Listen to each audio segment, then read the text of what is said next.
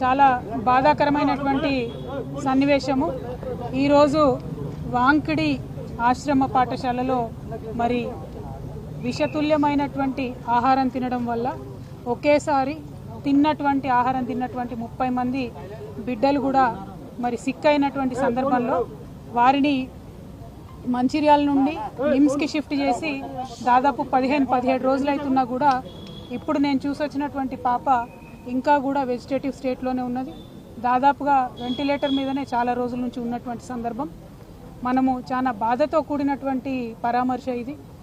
ప్రభుత్వాన్ని మేము డిమాండ్ చేస్తూ ఉన్నాం, విజ్ఞప్తి చేస్తూ ఉన్నాం. పసిబిడ్డల ప్రాణాలు పోతూ ఉంటే పట్టనట్టు ఉండడం సరికాదు. ఈ ప్రభుత్వం వచ్చి 11 నెలలైతే దాదాపుగా నెలకు 3 మంది యావరేజ్గా ఇప్పటికే 42 మంది బిడ్డలు ప్రభుత్వ పాఠశాలల్లో చదువుతున్నటువంటి వాళ్ళు కేవలం ప్రభుత్వం యొక్క నిర్లక్ష్యంతో ఫుడ్ పాయిజనింగ్ వల్ల చనిపోవడం జరిగింది. అంటే యావరేజ్గా 10 రోజులకు ఒక పసిబిడ్డ ప్రాణాన్ని ఈ ప్రభుత్వం పొట్టన పెట్టుకుంటా ఉన్నది. ఇది సరైనటువంటి వైఖరి కాదు. అన్ని సంక్షేమ శాఖలు కూడా గౌరవ ముఖ్యమంత్రి గారి దగ్గర ఉండడంతో మరి వారు సమయం వెచ్చించలేకపోతున్నట్టుగా కనపడతా ఉన్నది. ఒక్క 10 నిమిషాలు మీరు పాఠశాలల్ని పసిబిడ్డల గురించి ఆలోచించి రివ్యూ చేసినట్టయితే ఈ ప్రాణాలన్నీ కూడా కాపాడేటటువంటి పరిస్థితి ఉంటుంది. నిన్న పేపర్లో చూసాం, నారాయణపేటలో హాస్టల్లో అన్నంలో పురుగు వచ్చిందని చెప్పి పిల్లలందరూ ధర్నా చేస్తే స్వయంగా ముఖ్యమంత్రి గారు మరి రివ్యూ చేసిన తర్వాత తెల్లారి మర్నాడు కూడా మళ్ళీ అదే సీన్ రిపీట్ అయితే పిల్లలంతా ఇప్పుడు కూడా ధర్నా చేస్తున్నటువంటి పరిస్థితి మరి కనబడతా ఉంది. దయచేసి ఈ ప్రభుత్వాన్ని విజ్ఞప్తి చేస్తూ ఉన్నాం, మీ ప్రాధాన్యతను గుర్తించండి.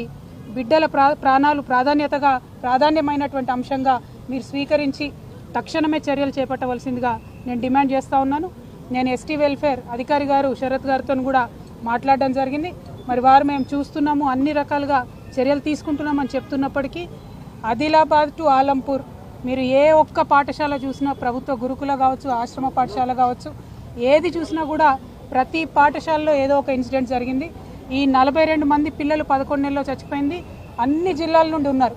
కాబట్టి ఓవరాల్గా ఈ పాఠశాల వ్యవస్థనంతా కూడా మరి ధ్వంసమైనటువంటి పరిస్థితి కనబడతా ఉంది. కాబట్టి దాని మీద ఫోకస్ చేయవలసిందిగా మేము ప్రభుత్వాన్ని డిమాండ్ చేస్తూ ఉన్నాం. ఇదివరకు కేసీఆర్ గారి నాయకత్వంలో ప్రభుత్వ పాఠశాలల్లో చదివేటటువంటి పిల్లలు మరి మేము ఐఐటి పోవాలన్నా, ఐఐఎంకి పోవాలన్నా, లేకపోతే ఎవరెస్ట్ అధిరోహించాలా అని చెప్పి ఉన్నతమైనటువంటి ఆశయాలు లక్ష్యాలతో ఉన్నటువంటి సందర్భాన్ని కూడా మనం తెలంగాణ ప్రజలుగా చూసినాం.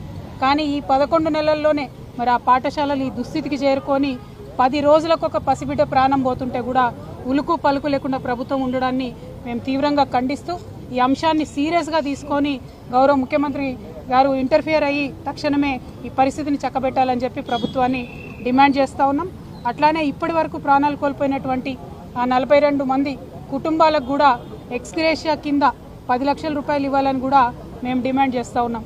పోయిన ప్రాణం వెలకట్టలేనిది, పోయిన ప్రాణాన్ని తీసుకురాలేము, బిడ్డ దూరమైనటువంటి దుఃఖాన్ని తీర్చలేము. కానీ వారి ఆర్థిక కష్టాలలో స్వావలంబన ఇవ్వాల్సినటువంటి కనీస బాధ్యత ప్రభుత్వానికి ఉంటుంది. కాబట్టి 10 లక్షల రూపాయల ఎక్స్గ్రేషియా కూడా ఆ పిల్లల కుటుంబాలకు ఇవ్వాలని చెప్పి ఈ సందర్భంగా డిమాండ్ చేస్తూ ఉన్నాం. Thank you. జై తెలంగాణ.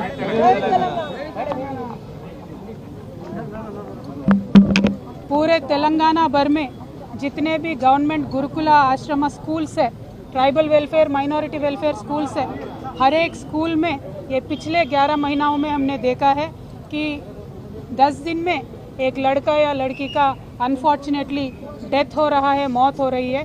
और इन सब का रीज़न फूड पॉइजनिंग है. जो quality of food minority welfare schools में, ट्राइबल वेलफेयर स्कूल्स में दिया जा रहा है वो बिल्कुल ही गिर चुका है. इसीलिए आज छोटे छोटे बच्चे हमारे आंखों के सामने उनका जान गंवा रहे हैं. मैं ये सरकार से डिमांड करती हूँ, आप इमीडिएटली रिव्यू कीजिए. क्वालिटी, ये जो बच्चों के लिए खाना दिया जाता है माइनॉरिटी वेलफेयर स्कूल्स में, इसका क्वालिटी बढ़ाइए. जो केसीआर साहब के समय में आपने देखा, केसीआर साहब खुद रिव्यू करते थे. बच्चों को जिस तरीके से खाना मिलता था वो खुद ब खुद रिव्यू करते थे. और उस समय में ऐसा हाल था कि बच्चे हमारे आईआईटी में जा रहे थे, आईआईएम में जा रहे थे, लेकिन आज एवरेज 10 दिन में एक बच्ची या बच्चे का मौत हो रहा है. This is very unfortunate. So we demand the government to immediately take action. Thank you. जय तेलंगाना. बहुत क्रिटिकल है पेशेंट का कंडीशन, ऑलमोस्ट कोमा में ही है और हम दुआ करेंगे जल्द से जल्द बच्चे अच्छे हो जाए. Thank you. మీకోసం మీ వెంటే ప్రశ్నించే గొంతుక ఎక్స్ న్యూస్.